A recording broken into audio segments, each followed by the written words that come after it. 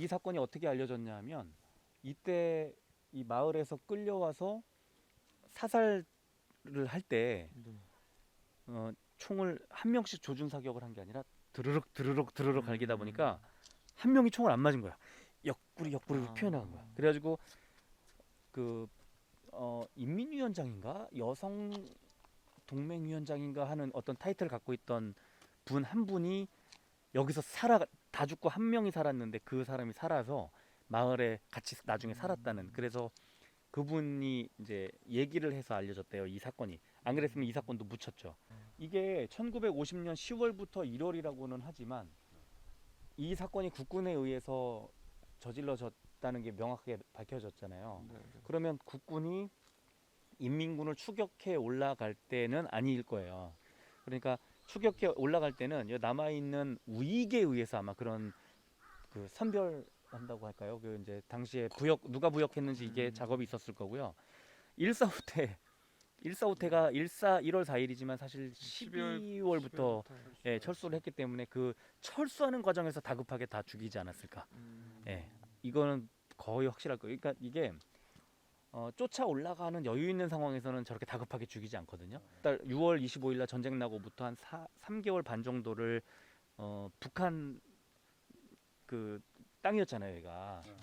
그래서 그때 이제 여기를 국군이 지나가면서 이제 인민군에 협조했던 사람들을 우익 단체랑 이제 아마 같이 막 찾았을 거고, 그래서 그 부역했다고 하는 사람들을 아마 50년 말부터 이제 거의 12월이나 아마 51년 초나 50년 말이나 이때쯤에 좀 상당히 다급하게 그렇게 퇴각하면서 하지 않았을까.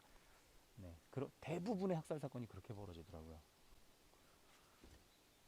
예를 들면 여기 말고 여기는 뭐 진화위에서 이제 규명이 된 건데 강원도 지역에 그와 이와 유사한 사건이 또 뭐 또 다른 곳에도 있습니까? 굉장히 많죠. 굉장히 많은데 이 이제 고성 부역 혐의 이제 사건이라는 데가 좀 강원 지역에서는 보기 드물게 상당히 피해자 수가 많고요. 일단은 그 다음에 어쨌든 몰살되지 않고 한 명이라도 살았던, 그러니까 살아남아서 그거를 증언할 수 있었던, 이게 말이 퍼져나가게 되는. 그러니까 이 사건이 알려지게, 그러니까 보통 강원도에서 일어난 사건들은 희생자 수가 더 적고요.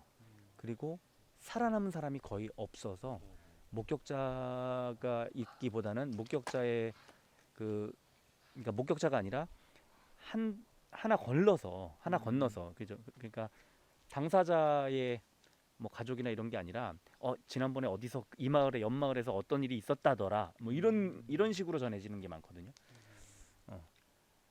근데 여기는 이제 그때 당시에 끌려왔던 사람 중에 한 분이 살아서 마을에 알려지게 됐고, 또 희생자 수가 생각보다 많다.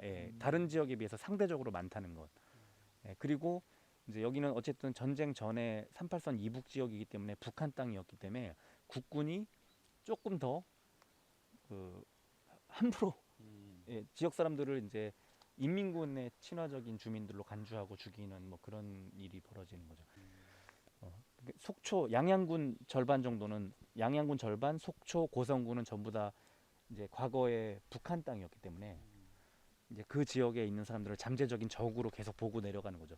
그리고 실제로 후퇴하면서 국군이 불을 질러요. 마을마다 다.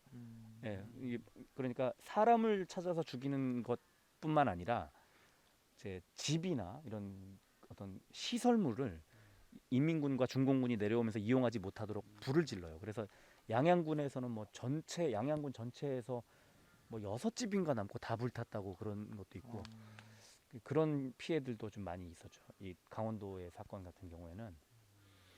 근데 그런 사건이 되게 많았는데 알려진 거는 거의 없어요. 지금 영동 지역엔 여기 하나 딱 이게 푯말 서 있고요.